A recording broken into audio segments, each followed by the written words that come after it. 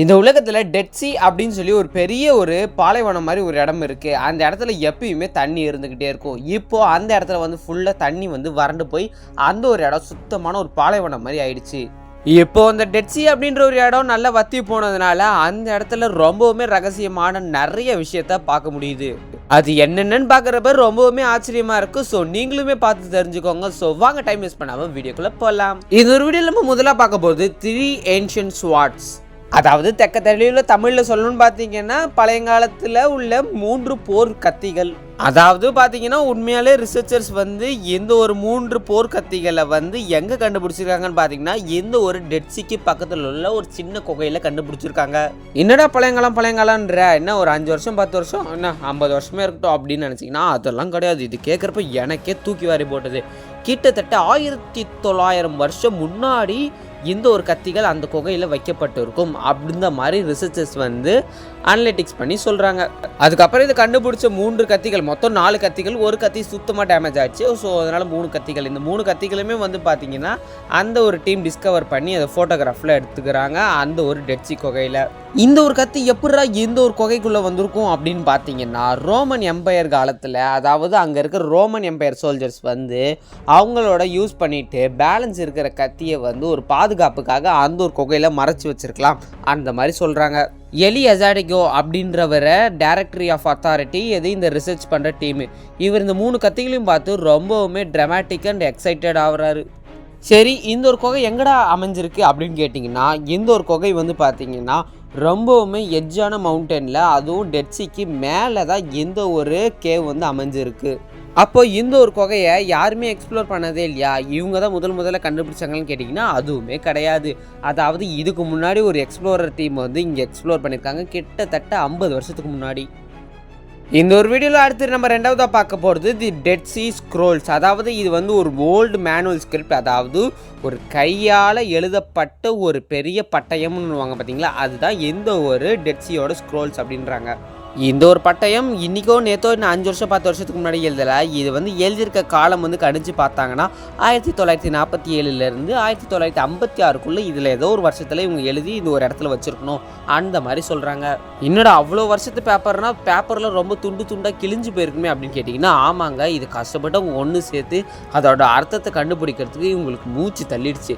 ஏன்னா ஒரு பேப்பரில் எழுதியிருக்க ஒரு லெட்டர்ஸ் மட்டும்தான் இருந்திருக்கே தவிர அந்த பேப்பர் கிழிஞ்சி நஞ்சு கருத்து போய் ரொம்பவுமே மோசமான நிலைமையில தான் இவங்களுக்கு கிடச்சிருக்கு.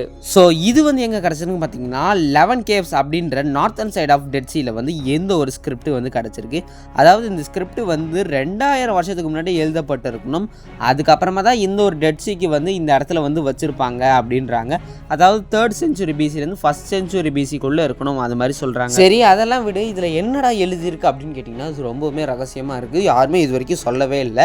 ஸோ இதில் என்ன லாங்குவேஜ் யூஸ் பண்ணியிருக்காங்கன்னு பார்த்தீங்கன்னா ஹீப்ருன்னு சொல்லி ஒரு லாங்குவேஜ் இருக்குது. அது மட்டும் இல்லாமல் க்ரீக்கு, அது மட்டும் இல்லாமல் இன்னொரு லாங்குவேஜுமே சேர்த்து தான் எந்த ஒரு பட்டயத்தை எழுதப்பட்டிருக்கு அந்த மாதிரி சொல்லியிருக்காங்க. அதாவது இந்த மேனுவல் ஸ்கிரிப்டை வந்து 3ஆக பிரிக்கிறாங்க. அதில் வந்து பார்த்தீங்கன்னா பிபிலிக்கல், அப்ரோச்சிக்கல் அண்டு ஸ்கெக்டரைன் அப்படின்னு சொல்லி 3 பாகமாக பிரிக்கிறாங்க. அதாவது பார்த்தீங்கன்னா எந்த ஒரு மேனுவல் ஸ்கிரிப்டை 3ஆக பிரிக்கிறதுல எக்கச்சக்கமான அர்த்தம் இருக்குது. ஒன்றுத்துலேயே பார்த்தீங்கன்னா கிட்டத்தட்ட ஒரு 100 புக்ஸுக்கு மேலே எழுதலாம் போல் அவ்வளோ அளவு அர்த்தங்கள் இருக்குது. ஸோ அப்போ அது 3ஆக பிரிக்கிறாங்கன்னா இப்போ எவ்வளோ அளவு உள்ள விஷயம் இருக்குதுன்னு பார்த்துக்கோங்க. ஆனால் இந்த விஷயம் என்னன்றதை இன்றைக்கி வரைக்கும் யாராலையும் கண்டுபிடிக்க முடியல. ஸோ அந்த ரிசர்ச்சர்ஸுக்கிட்ட யாராவது கேட்டாங்கன்னா அந்த விஷயம் வந்து வெளியில் வரதுக்கு வாய்ப்பு இருக்குது. இந்த ஒரு வீடியோவில் அடுத்து நம்ம 3வதாக பார்க்க போகிறது தி ஏன்ஷியன்ட் ஷிப்ரெக். 2023 நடந்த ஒரு பெரிய இன்சிடென்ட் தான் இப்போ நம்ம பார்க்க போகிறோம். என்னடா பழையங்காலம்னு சொல்கிற, இப்போ 2023 அப்படின்ற, இருங்க விஷயத்துக்கு வரேன். அதாவது 2023 எனர்ஜான் கேஸ் கம்பெனி அப்படின்றவங்க ஒன் சைடில் வந்து கேஸ் ஃபீல்டை ஆரம்பிக்கிறதுக்காக வந்து ஒரு இடத்த பார்த்துருக்காங்க. ஸோ அந்த இடம் வந்து கடலில் நடுவில் ஆரம்பிக்க போகிறாங்க. அதை கடலுக்கு நடுவில் இல்லை சைடில் ஓரமாக அங்கே ஆரம்பிக்க போகிறப்ப ஸோ அந்த கடல் வந்து கிளியராக இருக்கா, கீழே எதுவும் இருக்கக்கூடாது அப்படின்றதுனால வேறு ஒரு கப்பலை வச்சு கீழே ஃபீல்டெல்லாம் கிளியராக இருக்கான்னு சொல்லி பார்க்குறப்ப அந்த ஒரு கம்பெனி, அதாவது அந்த கப்பல் வந்து தேடுறாங்க பார்த்தீங்களா, அது கிளியராக இருக்கான்னு பார்க்குறப்ப இமேஜஸை வச்சு செக் பண்ணுறப்ப அவங்களுக்கு எக்கச்சக்கமான பொருட்கள் கடலுக்கு அடியில் கிடைக்கிது. அதாவது இந்த ஒரு ரிசர்ச்சை கண்டுபிடிக்கிறப்ப, அதாவது மே 30, 2024 அப்போ அவங்களுக்கு 2 பொருள் கிடைக்குது. அதாவது 2 ஓல்டு ஜார்ஸ். இதை பார்க்குறப்ப ஏதோ பழையங்காலத்து ஜாடி மாதிரியே இருந்திருக்கு.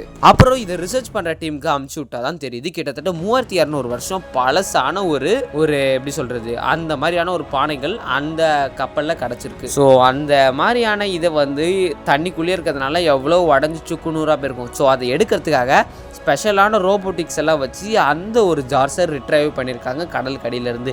இது மட்டும் இல்லாமல் அந்த கடல் கடியில் நொறுங்கி போன ஷிப் ஏதோ இருந்திருக்கு. அந்த ஷிப் எப்படி இருந்தாலும் 400லேருந்து 1200 பிசிக்குள்ளே இருக்கணும் அந்த மாதிரி சொல்கிறாங்க. ஸோ ரொம்பவுமே பழையங்காலத்து ஷிப் வந்து அந்த இடத்துல வந்து கிராஷ் ஆகி கீழே உடைஞ்சு கிடக்கு. ஸோ இந்த மாதிரி இடத்துல கிடைக்கிற ஒவ்வொரு பொருளுமே பொக்கிஷமாக தான் பார்த்துருப்பாங்க அந்த ஆர்கியாலஜிஸ்ட் டீம். ஸோ அது வந்து ஆர்கியாலஜிஸ்ட் டீம் வந்து அந்த இடத்த வந்து இப்போ ரிசர்ச் பண்ணிக்கிட்டு இருக்காங்க. ஸோ அந்த இடத்துல அவங்களால கேஸ் ஃபீல்டு கம்பெனி வந்து அமைக்க முடியல. ஸோ இப்போ வரைக்கும் நீங்கள் பார்த்தது எல்லாமே டெட்சி அப்படின்ற ஒரு இடத்துக்கு பக்கத்தில் இருந்தோ இந்த டெட்சிக்கு உள்ளே இருந்தோ தான் நம்மளுக்கு இந்த மாதிரி விஷயங்கள் பொருட்கள்லாம் கிடச்சிருக்கு. ஸோ இந்த வீடியோ பிடிச்சா லைக் பண்ணி ஷேர் பண்ணி மறக்காம நம்ம சேனலை சப்ஸ்கிரைப் பண்ணுங்கள். இன்னொரு சூப்பரான வீடியோ பார்க்கலாம். Tata bye bye, see you.